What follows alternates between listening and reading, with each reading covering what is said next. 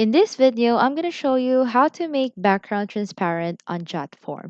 So I'll choose this form on my end and I will hit edit form. And then here at the top right corner, you can see this icon, form designer. Let's hit that one. And then page color. So you can select here. I will just reduce this one. That.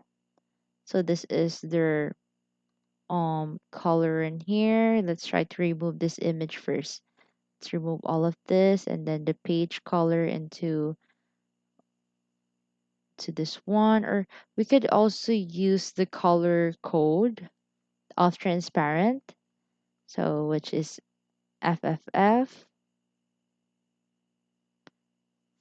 And we can also the form page, we can choose FFF for this, and that's it.